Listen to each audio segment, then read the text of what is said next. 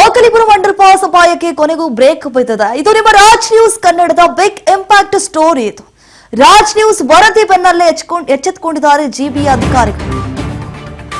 ಸಡಿಲಗೊಂಡಿದ್ದಂತಹ ಕಬ್ಬಿಣದ ಮುಚ್ಚಳ ದುರಸ್ತಿ ಕಾರ್ಯ ಈಗ ಆರಂಭಗೊಳಿಸಿದ್ದಾರೆ. ಇದು ನಿಮ್ಮ Raj news Kannada big impact. ಇದರ ಬಗ್ಗೆ ನಿರಂತರವಾಗಿ ವರದಿ ಮಾಡಿದ್ರು. ಸ್ಥಳಕ್ಕೆ ಧಾವಿಸಿದ್ದಾರೆ ಅಧಿಕಾರಿಗಳು. ಈಗ ತುರ್ತು ಕಾಮಗಾರಿಯನ್ನು ಕೂಡ ಪ್ರಾರಂಭ ಮಾಡಿದ್ದಾರೆ. ಅಪಾಯದ ಅಂಡರ್ ಪಾಸ್ ಏನಿದೆ ಅದನ್ನ ಸುರಕ್ಷಿತಗೊಳಿಸಲು ಕಾರ್ಯಾಚರಣೆ ಈಗ ಮುಂದುವರೆದಿದೆ. ಯಾವ ಇಲಾಖೆ ಆಗಿರಲಿ, ಜನರ ಪರ ಧ್ವನಿ ಎತ್ತುವಂತಹ ರಾಜ್ ನ್ಯೂಸ್. ವಾಹನ ಸವಾರರ ಆತಂಕಕ್ಕೆ ಕೊನೆಗೂ ತೆರೆ ಬಿದ್ದಿದೆ. ನೆಮ್ಮದಿಯಾಗಿ ಸಂಚಾರ ಮಾಡ್ತಿದ್ದಾರೆ ವಾಹನ ಸವಾರರು. ಜನಸೇವೆಗೆ ನಾವು ಸದಾ ಸಿದ್ಧ. ಎಲ್ಲೆಲ್ಲಿ ಈ ರೀತಿಯಾದಂತಹ ಸಮಸ್ಯೆಗಳು ಎದುರಾಗಿದ್ದಾವೆ ಅವೆಲ್ಲವನ್ನ ಕೂಡ ಗಮನ ಹರಿಸಿ ಆದಷ್ಟು ಬೇಗ ಆ ಸಮಸ್ಯೆಗೆ ನಾಂದಿ ಹಾಡುವಂತಹ ಕೆಲಸಕ್ಕೆ ನಾವು ಮುಂದಾಗ್ತೀವಿ.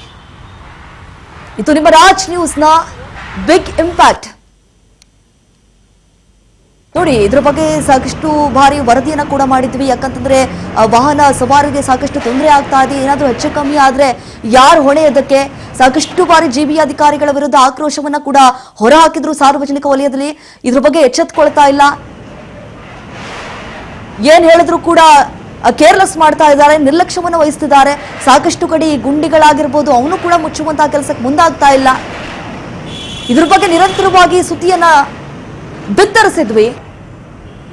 ಸೊ ಈಗ ಜಿಬಿಎ ಅಧಿಕಾರಿಗಳು ಕೂಡ ಎಚ್ಚೆತ್ತುಕೊಂಡಿದ್ದಾರೆ. ನೋಡಿ, ಆ ಸಡಿಲಗೊಂಡಿರುವಂತಹ ಕಬ್ಬಿಣದ ರಾಡ್ಗಳೇನಿದಾವೆ ಅವೇನಾದ್ರೂ ಇನ್ ಕೇಸ್ ಸಡಿಲಗೊಂಡು ಬಿಟ್ರೆ ಮತ್ತಷ್ಟು ಅಪಾಯ ಆಗತ್ತೆ. ಆ ವಾಹನ ಚಕ್ರಗಳು ಸಿಲುಕಿ ಹಾಕಿಕೊಂಡು ಸಾಕಷ್ಟು ಸಮಸ್ಯೆಯನ್ನು ಎದುರಿಸುವಂತಹ ಪರಿಸ್ಥಿತಿಗೆ ಒಳಗಾಗ್ತಾರೆ ವಾಹನ ಸವಾರರು. ಈ ರೀತಿಯಾಗಿ ಆಗಬಾರದು ಅನ್ನುವಂತಹ ಕಾರಣಕ್ಕಾಗಿ ಅಲ್ಲಿರುವಂತಹ ನಿವಾಸಿಗಳಾಗಿರ್ಬೋದು, ಅಲ್ಲಿ ವಾಹನ ಸವಾರರು ಏನು ಓಡಾಡ್ತಾ ಇರ್ತಾರಲ್ಲ ದಿನ, ಅವರೆಲ್ಲರೂ ಕೂಡ ಆಕ್ರೋಶವನ್ನು ಹೊರಹಾಕ್ತಾ ಇದ್ರು. ಇದಕ್ಕೆ ಸಮಸ್ಯೆಯನ್ನ ಬಗೆಹರಿಸೋದಕ್ಕೆ ಮುಂದಾಗ್ತಾ ಇಲ್ಲ ಜಿಬಿಎ ಅಧಿಕಾರಿಗಳು. ಸಾವು ನೋವು ಸಂಭವಿಸಿದ್ರೆ ಯಾರು ಹೊಣೆ ಇದ್ದಕ್ಕೆ? ಈಗ ಫೈನಲಿ ಜಿಬಿಎ ಅಧಿಕಾರಿಗಳು ಎಚ್ಚೆತ್ತುಕೊಂಡಿದ್ದಾರೆ. ಆ ಕಬ್ಬಿಣದ ಮುಚ್ಚಳ ದುರಸ್ತಿ ಕಾರ್ಯ ಕೂಡ ಈಗ ಆರಂಭಗೊಂಡಿದೆ. ನಾವು ದೃಶ್ಯಾವಳಿಯಲ್ಲಿ ಗಮನಿಸ್ತಾ ಇದ್ದೀವಿ.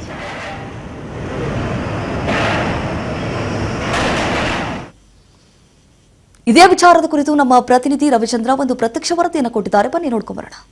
ಸದ್ಯ ನಾನೀಗೇನು ಓಕ್ಲಿಪುರಂ ಅಂಡರ್ ಪಾಸ್ ಅಲ್ಲಿ ಇದೀನಿ. ನೋಡಬಹುದು, ಈ ಹಿಂದೆ ನಾವು ವರದಿ ಮಾಡಿದ್ವಿ. ಯಾಕಂದ್ರೆ ಸಾಕಷ್ಟು ಜನರಿಗೆ ಅಡಚಣೆ ಉಂಟು ಮಾಡಿತ್ತು. ಅಂಡರ್ ಪಾಸ್ ಇಲ್ಲಿರುವಂತಹ ಕೆಳಗಡೆ ಮೋರಿ ನೀರು ಹೋಗಕ್ಕೆ ಏನು ಚಿಕ್ಕದಾಗಿ ಸೇತುವೆ ಮಾಡಿರ್ತಾರೆ. ಸಾವಿರಾರು ಬಸ್ಸು ವಾಹನಗಳು ಓಡಾಡ್ತೈತೆ. ಹಾಗಾಗಿ ಈಗ ಅದು ಫುಲ್ ಹದಗೆಟ್ಟಿತ್ತು. ನಾವು ಏನೋ ಸ್ಟೋರಿ ಮಾಡಿದ್ವಿ.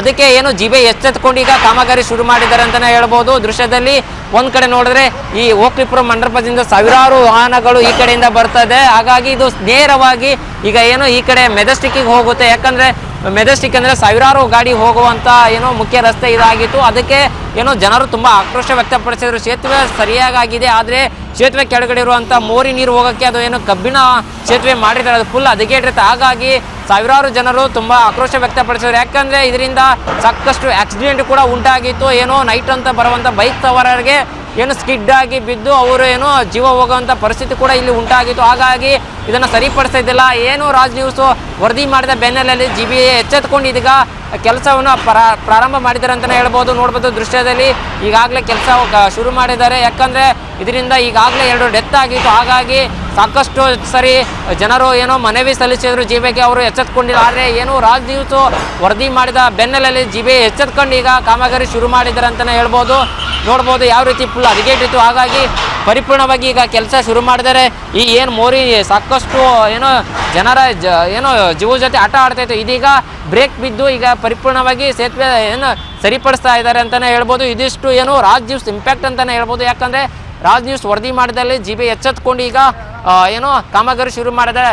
ರಾಜ್ ನ್ಯೂಸ್ ಇಂಪ್ಯಾಕ್ಟ್ ಇಂದ ಈಗ ಏನೋ ಕಾಮಗಾರಿ ಪರಿಪೂರ್ಣವಾಗಿ ನಡೀತಾ ಇದೆ ಅಂತಲೇ ಹೇಳ್ಬೋದು. ಕ್ಯಾಮ್ರಾ ಪರ್ಸನ್ ಶಿವ ಜೊತೆ ರವಿಚಂದ್ರ ಚೌಡ್ಕೆ, ರಾಜ್ ನ್ಯೂಸ್ ಕನ್ನಡ, ಬೆಂಗಳೂರು. ನೋಡಿ, ಈಗಾಗಲೇ ತುರ್ತು ಕಾಮಗಾರಿ ಕೂಡ ಆರಂಭಗೊಂಡಿದೆ. ಇದು ಬಿಗ್ ಇಂಪ್ಯಾಕ್ಟ್. ನಿರಂತರವಾಗಿ ಇದ್ರ ಬಗ್ಗೆ ಸುದ್ದಿಯನ್ನ ಕೂಡ ಬಿತ್ತರಿಸಿದ್ವಿ. ಯಾಕಂತಂದ್ರೆ ಜನಗಳಿಗೆ ಯಾವುದೇ ರೀತಿಯಾದಂತಹ ಸಮಸ್ಯೆ ಆದಲ್ಲಿ ಇವೆಲ್ಲವನ್ನ ಕೂಡ ಗಮನ ಹರಿಸಿ ರಾಜ್ ನ್ಯೂಸ್ ನಿರಂತರವಾಗಿ ಸುದ್ದಿಯನ್ನ ಬಿತ್ತರಿಸಿತ್ತು.